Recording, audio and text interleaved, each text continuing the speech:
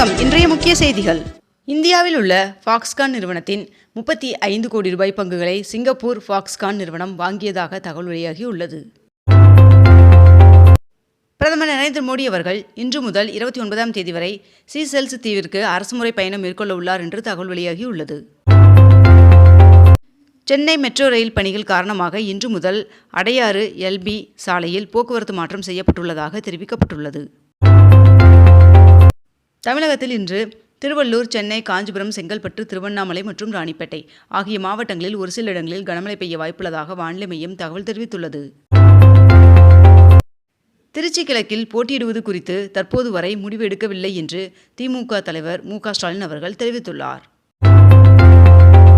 மென்பொருள் தொழில்நுட்ப மேம்பாட்டு பணியின் காரணமாக ஜூன் 28ஆம் தேதி வரை இபிஎஃப்ஓ போர்ட்டல் மூலமான சேவைகள் தற்காலிகமாக நிறுத்தப்படுவதாக அறிவிக்கப்பட்டுள்ளது.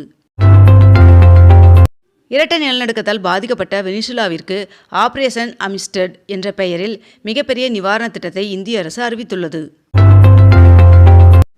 நிலநடுக்கத்தால் பாதிக்கப்பட்ட வெனிசுலாவிற்கு இந்தியா நிவாரணப் பொருட்களை அனுப்பியது. போதைப்பொருள் நெட்வொர்க்கிற்கு எதிராக கடும் நடவடிக்கை எடுங்கள் என்று மாநில அரசிற்கு மத்திய அமைச்சர் அமித்ஷா அவர்கள் வலியுறுத்தியுள்ளார். 22 கேரட் ஆபண தங்கத்தின் விலை சவரனுக்கு ஒரே நாளில் 1280 ரூபாய் அதிகரித்து ஒரு சவரன் 1,06,400 ரூபாயாகவும் 1 கிராம் 13,300 ரூபாய்க்கும் விற்பனை செய்யப்பட்டு வருகிறது. இதனைத் தொடர்ந்து 1 கிராம் வெள்ளியின் விலை கிராமிற்கு 10 ரூபாய் விலை அதிகரித்து 1 கிராம் வெள்ளி 245 ரூபாய்க்கு விற்பனை செய்யப்பட்டு வருகிறது.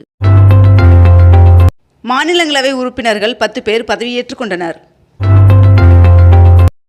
கோவையில் விதிகளை மீறி அதிக சத்தம் எழுப்பிய 2 வீலர்களின் சைலன்சர்கள் பறிமுதல் செய்யப்பட்டது.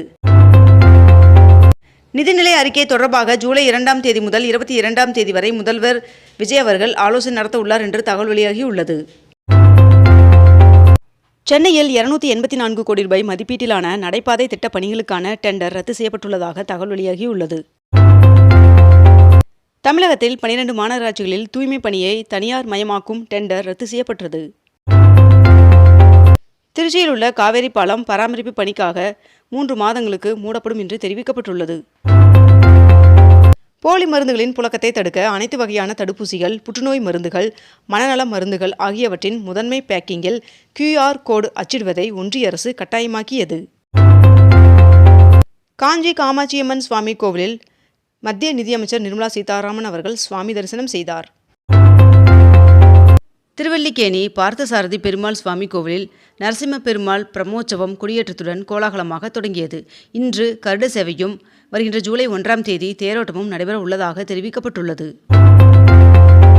போதைப்பொருள் எதிர்ப்பு தினத்தை முன்னிட்டு நடைபெறும் மாரத்தான் போட்டியை முதலமைச்சர் விஜய் அவர்கள் அதிகாலையில் கொடியசைத்து தொடங்கி வைத்தார்.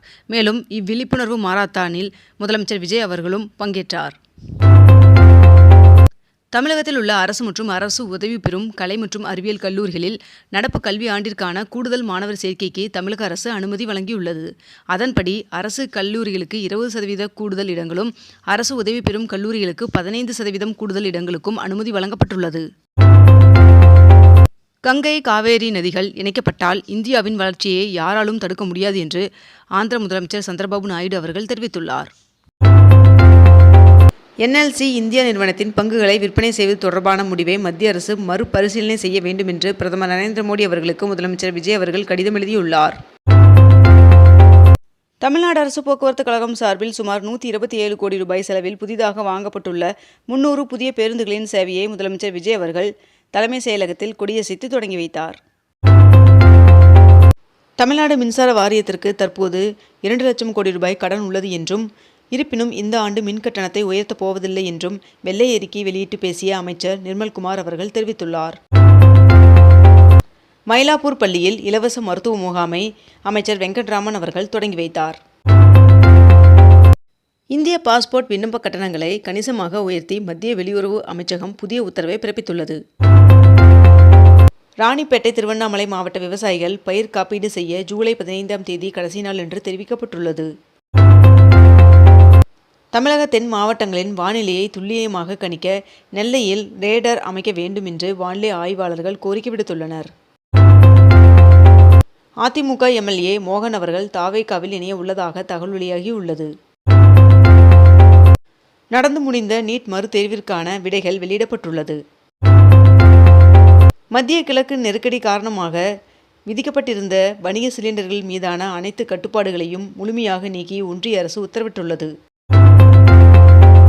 கலப்பு பெட்ரோல் பயன்பாடு வாகன காப்பீட்டை பாதிக்காது என்று ஒன்றிய அரசு விளக்கமளித்துள்ளது. அதிமுக பொதுச் செயலாளர் எடப்பாடி பழனிசாமி அவர்கள் அக்கட்சியிலிருந்து 9 நிர்வாகிகளை நீக்கியும் 4 மாவட்டங்களுக்கு புதிய மாவட்ட செயலாளர்களையும் நியமித்து அறிவிப்பை வெளியிட்டுள்ளார்.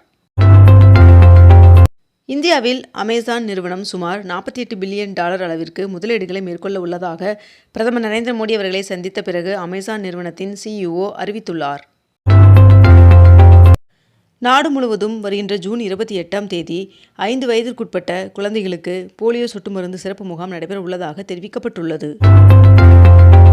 தொழில் முனைவோரை ஆதரிக்க வந்தே பாரதம் திட்டத்தை அதானி அவர்கள் தொடங்கியுள்ளார்.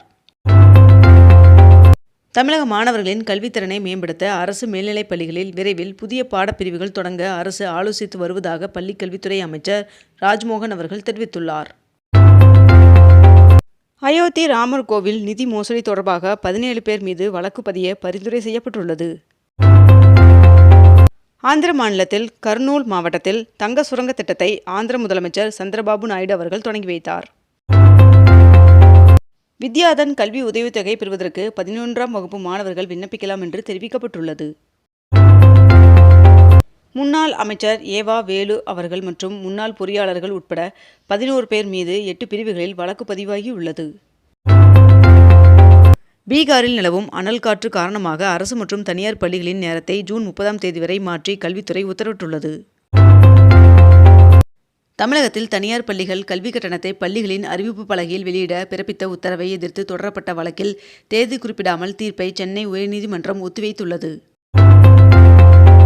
தமிழகத்தை சேர்ந்த இஸ்லாமியர்கள் ஹஜ் பயணம் மேற்கொள்ள விண்ணப்பிக்கலாம் என்று தமிழக அரசு அறிவித்துள்ளது. தமிழ்நாடு அரசு பணியாளர் தேர்வாணையம் வாயிலாக தேர்வு செய்யப்பட்ட 2 உதவி பொறியாளர்கள் மற்றும் 7 இளநிலை திட்ட அமைப்பாளர்களுக்கு பணி நியமன ஆணைகளை வீட்டு வசதி மற்றும் நகர்ப்புற வளர்ச்சித்துறை அமைச்சர் வழங்கினார். சென்னை தாம்பரம் ரயில் நிலையம் முதல் வேளச்சேரி வரையிலான சாலைக்கு மேஜர் முகுந்த் வரதராஜன் அவர்கள் பெயர் சூட்டப்பட்டது. முதுமலை புலிகள் காப்பகத்திற்கு உட்பட்ட பகுதிகளில் களைச்செடிகள் அகற்றிய பின் வனவிலங்குகள் நடமாட்டம் அனைத்து பகுதிகளிலும் அதிகரித்துள்ளது என்று தகவல் வெளியாகியுள்ளது. பஞ்சாப் மாநிலத்தில் ஆகஸ்ட் 15ஆம் தேதி முதல் ஊராட்சி தலைவர்களுக்கு மாதம் 10,000 ரூபாய் ஊதியம் வழங்கப்படும் என்று முதல்வர் பகவந்த் மான் அவர்கள் அறிவித்துள்ளார். இத்துடன் இன்றைய தலைப்புச் செய்திகள் நிறைவடைந்தன. மேலும் இதுபோன்ற அண்மை தகவல்களை உடனுக்குடன் தெரிந்து கொள்ள அக்னிபூ சேனலை சப்ஸ்கிரைப் செய்து கொண்டு தொடர்ந்து இணைந்திருங்கள். நன்றி, வணக்கம்.